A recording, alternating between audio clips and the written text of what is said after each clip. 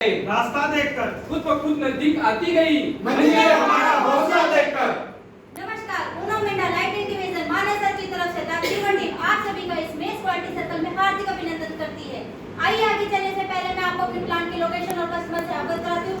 हमारा plant lighting Manesar Gurugram Haryana में स्थित है। इसके अलावा हमारा लाइटिंग के कुछ अन्य प्लांट है जो पूना, गुजरात और चेन्नई में भी स्थित है। हमारे मेजर कस्टमर है Maruti Suzuki India limited.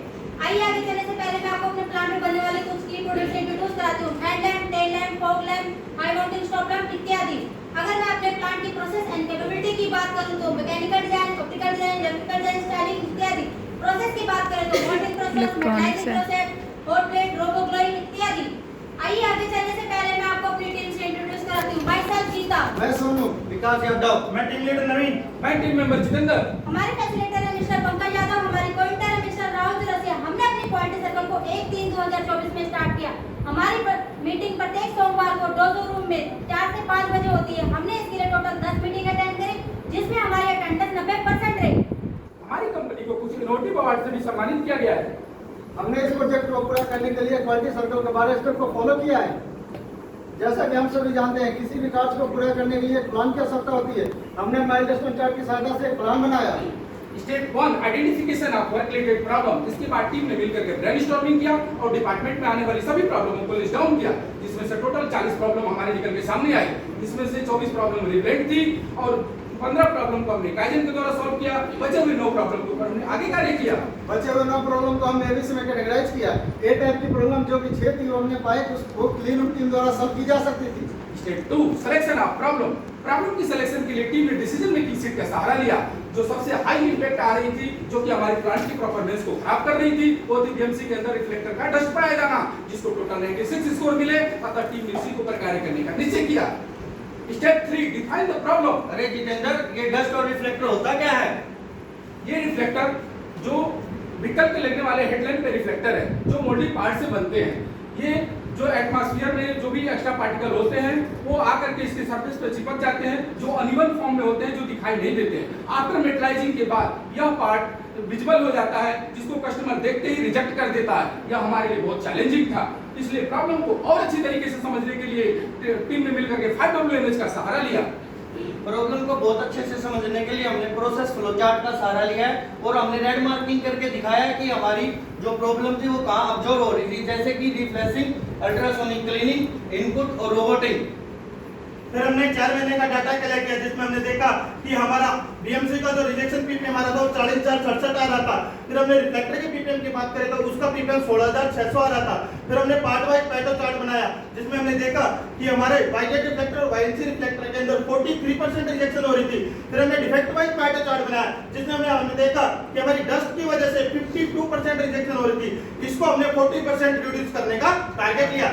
Dust के सभी पॉसिबल कॉजेस को जानने के लिए हमने ब्रेनस्टॉर्मिंग की और उसको फिशर डायग्राम में मेन मशीन मेथड द्वारा दर्शाया।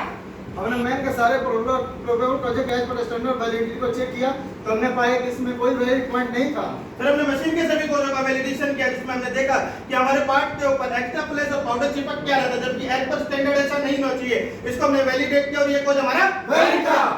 जो हमारी अगली कोई निकल के आई थी कि जो हमारी पेंट्स ऑफ एरिया में और यूवी ओवन में एयर बैलेंसिंग कभी-कभी नेगेटिव हो जा रही थी, जो एज पर स्टैंडर्ड पॉजिटिव होना चाहिए था और ये पॉइंट वैलिड था। फिर हमने मटेरियल के कोड का वैलिडेशन किया, उसमें हमने पाया कि जो हमारा वॉशिंग और बेकिंग के बाद का जो स्टैंडर्ड था वो गलत था। एज पर स्टैंडर्ड ऐसा नहीं होना चाहिए था और ये कोड हमारा वैलिड था। जब हमने मेथड के रूट कोर्स को लिए हमने स्टैंडर्ड उसकी एज पर स्टैंडर्ड उसकी वैलिडिटी को चेक किया, तो हमने पाया कि जो पेंट्स ऑफ में बेस कोट के दौरान में जो डस्ट आ रही थी वो डस्ट उसके फ्यूम्स के ऊपर डिपॉजिट हो रही थी, जो कि एज पर स्टैंडर्ड ऐसा नहीं होना चाहिए था। ये पॉइंट वैलिड था। हमारी अल्ट्रासोनिक वॉशिंग प्रॉपर क्लीनिंग नहीं हो रही थी, इसको हमने एज पर स्टैंडर्ड चेक किया और ये पॉइंट भी हमारा वैलिड था। जो हमारी मेटलाइजिंग प्रोसेस के बाद में जो फिटिंग के मार्क्स थे वो भी डस्ट के में दिखाई दे रहे थे, जो एज पर स्टैंडर्ड ऐसा नहीं होना चाहिए था और ये भी पॉइंट वैलिड था। फिर हमने सभी पाए गए, फिर हमने सब जो भी हमारे रूट को जो भी हमारे प्रोबेबल कॉज निकल के आए उसके रूट कॉज को जानने के लिए टीम ने मिलकर के वाइवा एनालिसिस किया। इसमें क्या है, हमारे बीएमसी रिफ्लेक्टर में डिफ्लेशन के बाद डस्ट आ रही थी। डस्ट क्यों आ रही थी? हमारे डिफ्लेशन के बाद हमारे जो एक्स्ट्रा पार्टिकल थे वो हमारे पार्ट के ऊपर चिपक जा रहे थे। क्यों चिपक रहे थे? क्योंकि जो हमारे मैक्सिमम का जो सेक्शन था वो एक्स्ट्रा पार्टिकल और एक्स्ट्रा फ्लेश को प्रॉपर्ली सक नहीं कर रहा था। क्यों प्रॉपर्ली सक नहीं कर रहा था? क्योंकि जो हमारे वेस्टर्बल का जो सेक्शन था वो लोअर साइड का और यही हमारा रूट कॉज था। फिर हमने अल्ट्रासोनिक मशीन का वाईवाई एनालिसिस किया, उसमें पाया कि हमारा जो बीएमसी रिफ्लेक्टर था उसके ऊपर डस्ट आ रही थी, डस्ट क्यों आ रही थी? क्योंकि वॉशिंग के बाद में डस्ट विजिबल दिखाई दे रही थी, क्यों विजिबल दिखाई दे रही थी? क्योंकि बीएमसी पाउडर और एक्स्ट्रा पार्टिकल बीएमसी रिफ्लेक्टर के ऊपर चिपक रहे थे, क्यों चिपक रहे थे? क्योंकि हमारा जो टैंक था उसका पानी स्थिर था और यही हमारा रूट कॉज था। फिर हमने नेक्स्ट कॉज का वाईवाई एनालिसिस किया। इनपुट प्रोसेस के दौरान हमें पार्ट के ऊपर डस्ट दिखाई दे रही थी, क्यों दिखाई दे रही थी? क्योंकि जो हमारा पैकिंग स्टैंडर्ड था वो डस्ट को रोकने के लिए पर्याप्त था, क्यों पर्याप्त था? क्योंकि जो हमारा पैकिंग स्टैंडर्ड था वो बिन के अंदर था, बिन के अंदर ही डस्ट आ रही थी, क्यों डस्ट आ रही थी? क्योंकि बिन के अंदर हम गत्ते का यूज कर रहे थे जो कि डस्ट जनरेट कर रहे थे, यही हमारा रूट कॉज था। फिर हमने एयर बैलेंसिंग का वाईवाई एनालिसिस किया, उसमें पाया कि जो हमारे बेस कोट का डस्ट काउंटर था वो हाई था, क्यों हाई था? क्योंकि हमारी एयर बैलेंसिंग नेगेटिव थी, क्यों नेगेटिव थी? क्योंकि हमारे हेपा फिल्टर चौक थे, क्यों चौक थे? क्योंकि हमने चेकिंग फ्रीक्वेंसी ऐड नहीं कर रखी थी, क्यों ऐड नहीं कर रखी थी? क्योंकि हमने वॉल्यूम के हिसाब से डिफाइन नहीं किया था और यही हमारा रूट कॉज था। जो हमारी अगली कॉज थी कि मेटलाइजिंग किए हुए पार्ट के ऊपर में डस्ट आ रही थी, डस्ट क्यों आ रही थी? क्योंकि डस्ट जो थी वो बेस कोट एरिया से आ रही थी, क्यों बेस कोट एरिया से आ रही थी? क्योंकि बेस कोट की जो थिकनेस थी वो डस्ट को पूरी तरह से कवर अप नहीं कर पा रही थी, क्यों कवर अप नहीं कर पा रही थी? क्योंकि जो बेस कोट की थिकनेस थी वो हमने लोअर साइड में रखा हुआ था जो 18 माइक्रोन का था और यही हमारा रूट कॉज था। फिर हमने नेक्स्ट कॉज का वाईवाई एनालिसिस किया। हमारे पार्ट के ऊपर पेंट के फ्यूम्स आकर डिपॉजिट हो जाते थे जो कि डस्ट की फॉर्म में दिखते थे, क्यों दिख रहे थे? क्योंकि हमारी पेंटिंग टेबल और करंट पेंटिंग टेबल दोनों होल्ड हो जाती थी, क्यों होल्ड हो जाती थी? क्योंकि हमारी लोडिंग और अनलोडिंग सिंगल टेबल से ही हो सकती थी, क्यों सिंगल टेबल से? क्योंकि हमारे बूथ के अंदर सिंगल टेबल का ही डिजाइन था और यही हमारा रूट कॉज था। फिर हमने बेकिंग ओवन के फिल्टर का वाईवाई एनालिसिस किया, उसमें पाया कि हमारा जो ओवन था उसके अंदर डस्ट आ रही थी, क्यों डस्ट आ रही थी? क्योंकि हमारी एयर बैलेंसिंग नेगेटिव थी, क्यों नेगेटिव थी? क्योंकि हमारे हेपा फिल्टर चौक हो गए थे, क्यों चौक हो गए थे? क्योंकि जो हमारा यूवी ओवन था वो ओपन एनवायरनमेंट में था जिसका डस्ट काउंटर 1 लाख से 2 लाख था और यही हमारा रूट कॉज था। जो भी हमारे डाटा एनालिसिस के जो भी हमारे रूट कॉज निकल के आए, हमने अपनी टीम की सहायता से गन्ना विजिट किया और पाया कि सभी पॉइंट वैलिड थे। सोल्यूशन जो भी हमारे रूट कॉज थे उसको हमने काउंटर में कर लिया और जेंडर डिप्लॉयमेंट और स्टैंडर्डाइजेशन का प्लान किया और जो भी रिस्पांसिबिलिटी और टारगेट को सेट किया।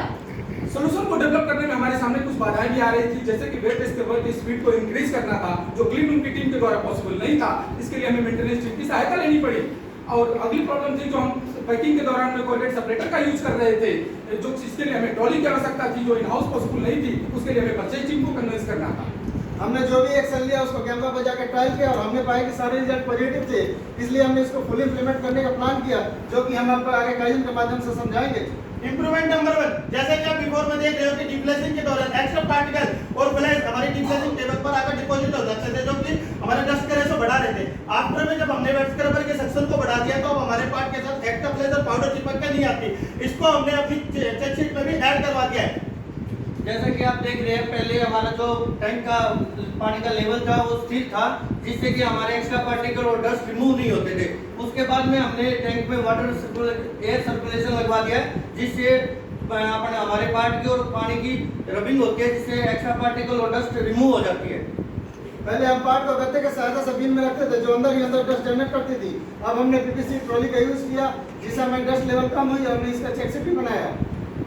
जैसा कि आप बिफोर में देख रहे हो कि पहले हमारे हेपा फिल्टर चौक हो चुके थे जिसकी वजह से हमारे बेस कोट एरिया के अंदर जो डस्ट लेवल है वो 15,000 से 20,000 तक बढ़ चुका था। आफ्टर में जब हमने नए हेपा फिल्टर इंस्टॉल करवा दिए हमारा बेस कोट एरिया का जो डस्ट लेवल है वो रिड्यूस हुआ है, इसके हमने चेक शीट में भी अपडेट करवाया। ये हमारा अगला इंप्रूवमेंट है कि जो हमारा बेस कोट था, बेस कोट करने के बाद पहले हम उसमें डीएफटी जो था 18 माइक्रोन का इस्तेमाल कर रहे थे जिससे कि हमारी पूरी तरह से डस्ट कवर अप नहीं हो पा रही थी।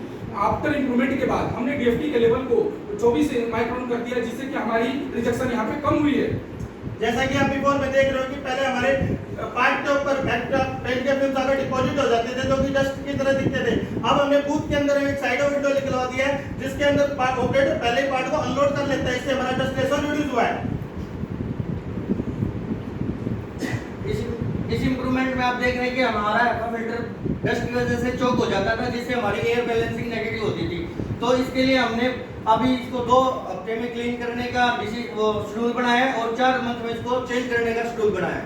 बिफोर में आप देखेंगे कि हमारा रिफ्लेक्टर और बेजर के इनपुट कन्वेयर एक ही जगह होने की वजह से जो रिफ्लेक्टर के डस्ट पार्टिकल होते थे वो बेजर के ऊपर जाके चिपक जाते थे। अब हमने दोनों के बीच में एक पार्टीशन करवा दिया जिससे हमारा डस्ट लेवल रिड्यूस हुआ है।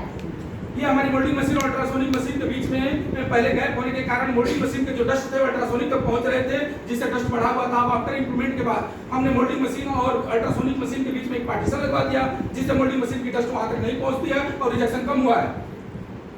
इस इंप्रूवमेंट में हमारे पहले बेजर और रिफ्लेक्टर को हम एक ही इनपुट कन्वेयर से इनपुट कर रहे थे। अब आफ्टर इंप्रूवमेंट के बाद हमने दोनों के लिए अलग अलग कन्वेयर प्रोवाइड करा दिया, जिससे कि हमारे रिफ्लेक्टर और बीएमसी की रिजेक्शन कम हुई है।